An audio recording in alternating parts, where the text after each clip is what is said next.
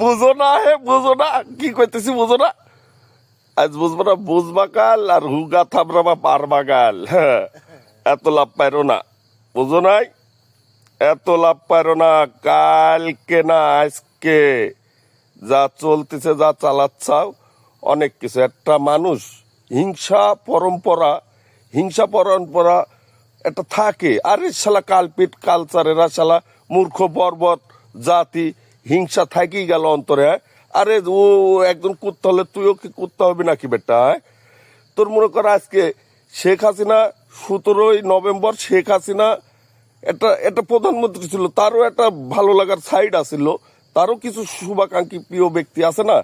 হ্যাঁ, তুমি মনে করো যে 17ই নভেম্বর আজকে শেখ হাসিনার বিবাহ বার্ষিকী, আজকে তুমি শেখ হাসিনার মনে করো যে এই কিসের কি কারাদণ্ড মৃত্যু, তাকে আজীবন কারা মানে আমৃত্যু কারাদণ্ড দেয়া দিলে না? এটা একটা নাস্তিকতা না, বিয়াদবি না?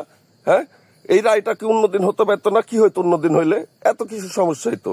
কোনো সমস্যা হইতো না। কিন্তু এই যে একটা হিংসা পরম্পরা, এই যে মনে করেন একটা ধিক্কারজনক, এই যে মনে করেন চরিত্র, এই বাঙালি আমরা এত নোংরা, বুঝতে পারেন নাই? এত নোংরা আমরা, ঠিক আছে? যাই, আমরা কিছু বলবো না, আমরা মনে করেন বললে সমস্যা ভাই, ঠিক আছে? তবে আসলে বাঙালির যে 5টি মৌলিক অধিকার আসলে কি আসলে আপনি পাচ্ছেন? আপনি আপনার নিজের বুকে হাত দেন, বুকে হাত দেন, বুকে হাত দেন, দিয়া বলেন তো আপনি পাচ্ছেন? আপনি কিন্তু পাচ্ছেন না। আপনি কোন দলের, আমি কোন দলের সেটা কথা না, আপনি নিরপেক্ষ এবং আপনি একজন বাংলার নাগরিক, আপনি রাষ্ট্রের কর দেন, ভ্যাট দেন, আপনি বাংলাদেশের ভালো মন্দ নিয়ে কথা বলার অধিকার আছে, এটা আছে না?